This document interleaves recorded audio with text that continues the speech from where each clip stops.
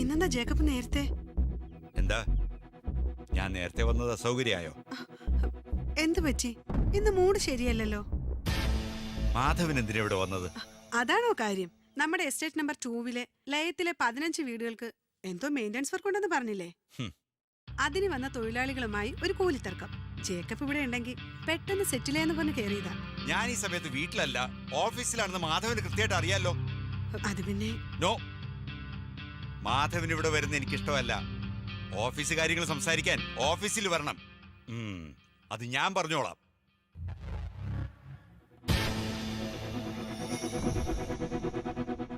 ഞാനിത് പ്രതീക്ഷിച്ചിരുന്നു Jacob. Annie ദൈവത്തിന് പ്രിയപ്പെട്ടവളായിരുന്നു. അവളുടെ കണ്ണീരിന് നീ മറുപടി പറയേണ്ട ഒരു ദിവസം വരുമെന്ന്. എനിക്ക് സച്ചുവിനെ മനസ്സിലാക്കാൻ കഴിഞ്ഞില്ല. എന്റെ തെറ്റുകൾ അവനെ ഒരുപാട് സങ്കടപ്പെടുത്തിയിട്ടുണ്ട് ഫാദർ. തെറ്റുകൾ സ്വയം തിരിച്ചറിയുന്നതാണ് ജേക്കബ് ഏറ്റവും നല്ല പ്രായശ്ചിത്തം. ആനി നൽകേണ്ട സ്നേഹം ഇനിയുള്ള കാലം മകന് നൽകി ജേക്കബ് അവന് വേണ്ടി ജീവിക്കുക.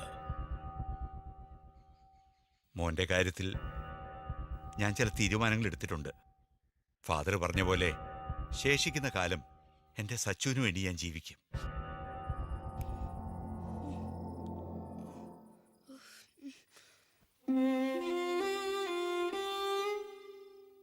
മോനെ സച്ചു, എഴുന്നേക്കടാ. മോൻ വല്ലതും കഴിച്ചോ? അപ്പച്ചന് തെറ്റുപറ്റി. ഇനി അപ്പച്ചൻ മോനെ വഴക്കു പറയത്തില്ല.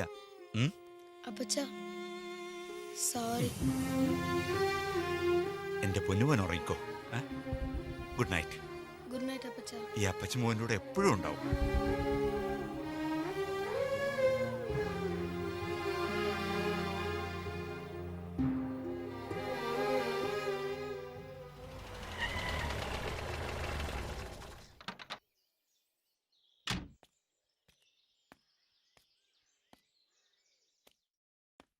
എടി നന്ദി കേട്ടോളെ.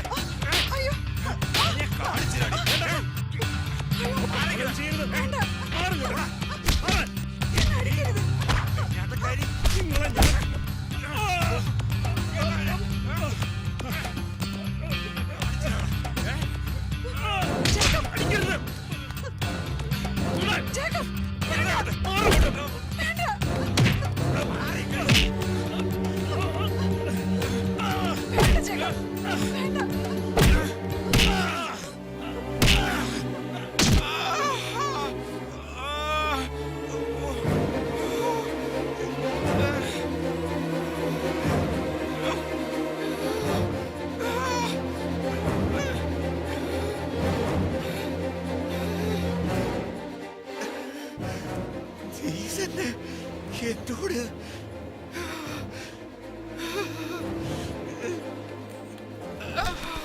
എന്റെ മോനെ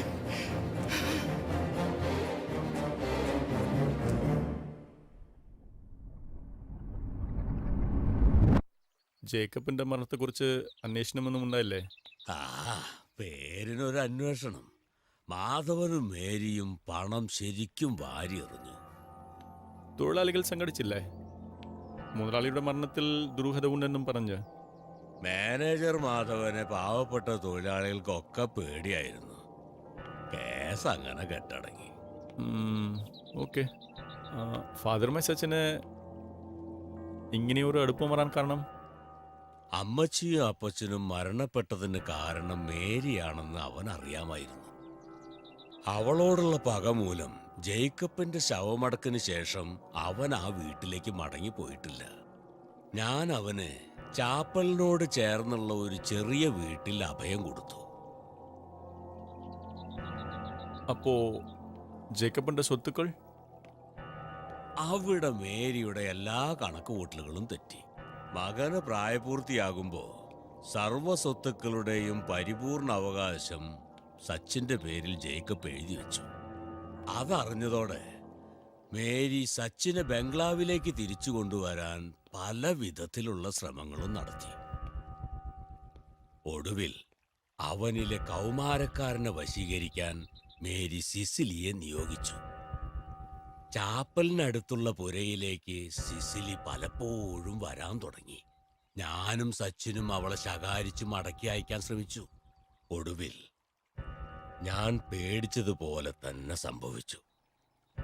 സച്ചിനിലെ പുരുഷനെ അവൾ ഉണർത്തി, ഒപ്പം അവനിലെ മാനസിക രോഗിയെയും.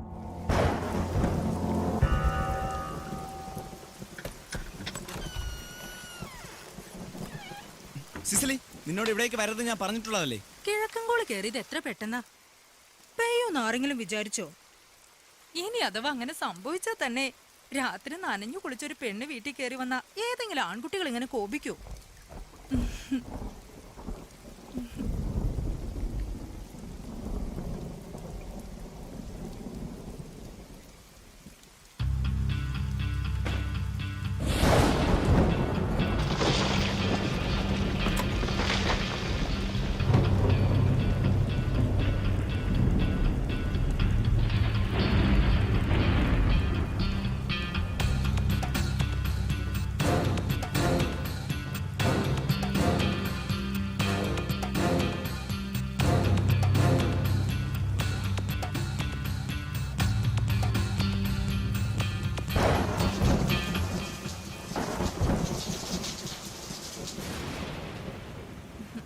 ബംഗ്ലാവിൽ ഞാനും മേരിയന്റെയും തനിച്ചല്ലേ. ഈ വാശിയൊക്കെ കളഞ്ഞ് നിനക്ക് അങ്ങോട്ട് വന്നൂടെ? അവിടെയാവുമ്പോ നിന്റെ ഏത് കാര്യത്തിലും ഞാനും മേരിയന്റെയും എപ്പോഴും അടുത്തുണ്ടാവും. നീ ഒരു ദിവസം ചാവും. അറിയാം, അതെനിക്ക് നന്നായിട്ട് അറിയാം. മേരിയാന്റി പാവാടാ. നീ ഒരു ഒത്ത ആണ എന്നറിഞ്ഞപ്പോ നിന്നെ കാണാൻ കൊതിച്ചിരിക്കും ആന്റി. നിന്നെ ഇന്ന് തന്നെ കൂട്ടിക്കൊണ്ട് ചെല്ലാന്നാ മേരിയാന്റിയോട് ഞാൻ പറഞ്ഞിട്ട് വന്നേ.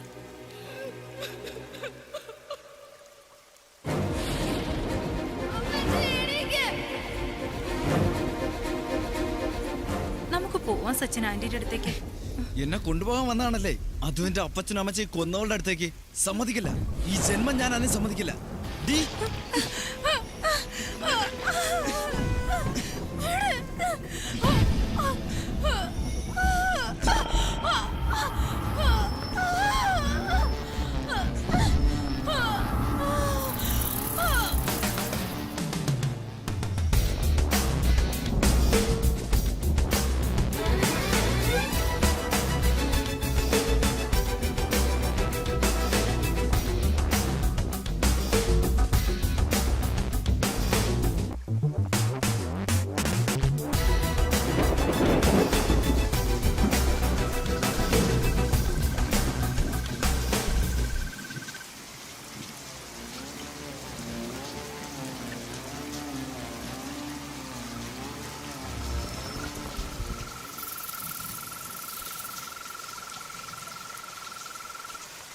അച്ചോ, അച്ചോ.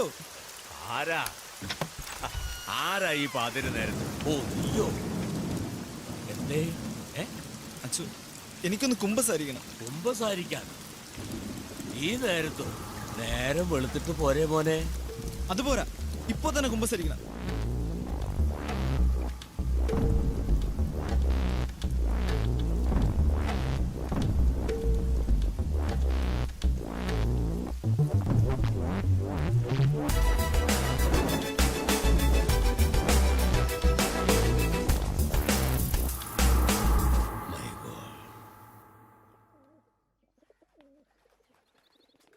സ്കീസോഫീനിയ, സെക്ഷുവൽ ഇൻട്രാക്ഷൻ ശേഷം ഇണയെ കൊല്ലുന്ന അപൂർവമായ ഒരു മനോരോഗം. വായിച്ചിട്ടുണ്ട്.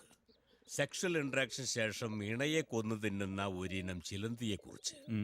മനഃശാസ്ത്രത്തിന്റെ ഏത് തലത്തിലാണ് സച്ചിനെ ഉൾപ്പെടുത്തേണ്ടതെന്ന് എനിക്ക് നിശ്ചയമില്ല. പക്ഷെ ഒരു കാര്യം, സിസിലിയുടെ കൊലപാതകത്തിലൂടെ അവൻ ആ ജോലിയിൽ കൂടുതൽ കരുത്തനും സമർത്ഥനുമായി തീർന്നിരിക്കണം. അപ്പോ നമ്മൾ ഊഹിച്ചതിനും അപ്പുറത്തായിരിക്കും കാര്യം. കുറെ നാളുകളായി അവനെക്കുറിച്ച് എൻ്റെ മനസ്സിങ്ങനെ ആശങ്കപ്പെടുന്നു. എൻ്റെ ഇത്തരം ആശങ്കകൾ പലപ്പോഴും യാഥാർത്ഥ്യമാകാറുണ്ട്. ഒരു ഘട്ടം കഴിഞ്ഞാൽ ഇത്തരക്കാർ സ്വന്തം ശരീരത്തിൻ്റെയും മനസ്സിൻ്റെയും നിയന്ത്രണം നഷ്ടപ്പെട്ട് മൂന്നാമത് ഒരു ശക്തിയുടെ നിയന്ത്രണത്തിൽ ആകുമെന്ന് കേട്ടിട്ടുണ്ട്. Oh Jesus! നിസ്സഹായരായ പെൺകുട്ടികൾ അവൻ്റെ വലയിലാണെന്നറിയുമ്പോൾ ശിവരാമ, മനസ്സിന് വല്ലാത്തൊരു ഭീതി തോന്നുന്നു. ഫാദറെ അവൻ അന്വേഷിച്ച ഇടങ്ങളെല്ലാം ഞാനും അന്വേഷിച്ചു. പക്ഷേ ബംഗളൂരിലെയും ചെന്നൈയിലെയും വില്ലാക്കളിൽ ആളെത്തിയിട്ട് മാസങ്ങൾ കഴിഞ്ഞു. നിങ്ങൾ വിചാരിക്കുന്ന പോലെ അത്ര എളുപ്പമല്ല അവനെ കണ്ടുപിടിക്കാൻ. ആരാലും ശ്രദ്ധിക്കപ്പെടാത്ത ഒരു സ്ഥലത്ത്, ആർക്കും ഒരു സംശയത്തിനും ഇടവരുത്താത്ത ഒരിടത്ത് അവൻ അവന്റെ വല വിരിച്ച് കാത്തിരിക്കുന്നുണ്ടാകും. അവന്റെ ജീവിതം പോലെ അവന്റെ വഴികളും ദുരൂഹതകൾ നിറഞ്ഞതാണ്. ബട്ട് എവിടെ ആയാലും അവനെ ഞാൻ കണ്ടെത്തും father. God bless you. Thanks father.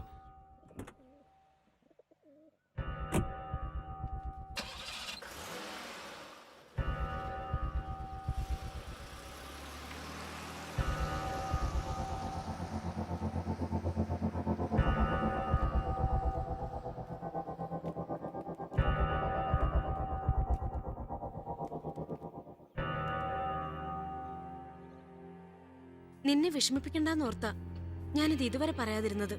സാഗറെ, അവൾക്ക് സൗഹൃദം പണത്തോടാ. ഹിമയെ വീണ്ടും